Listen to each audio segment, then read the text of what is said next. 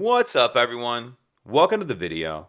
Today we're going to take a look at how to replace the battery in this Honda CRV Smart Key Remote Fob. This Honda CRV key fob is going to use replacement battery CR2032, and I'll put a link in the description box of this video to where you can purchase these batteries if you're in need. The other thing I'm going to be using is a small flathead screwdriver. So if we grab the key fob, the first thing we're going to do is remove the emergency key that's in the bottom of it. That's done by pressing this button here that my thumb's on, and then the emergency key will slide out like that. Some people like to use the emergency key to open the key fob. You can take this end of it and kind of put it in here like this and use it to twist and open the case. I prefer to use a flathead screwdriver. It's easier and just less chance of damaging the fob.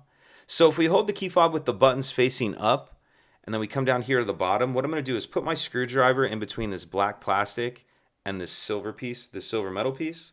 So just push it in there like that, and then pry up.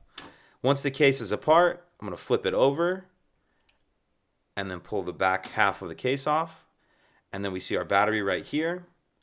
Use my screwdriver to get under the edge of it and get it out of that holder. Then I'm going to grab the new battery, and you want to make sure that you're installing that with the plus side up.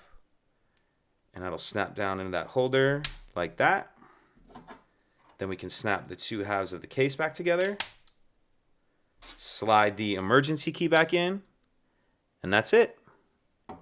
If you could take a second to like and subscribe, it helps us out, and I'd appreciate it. Thank you.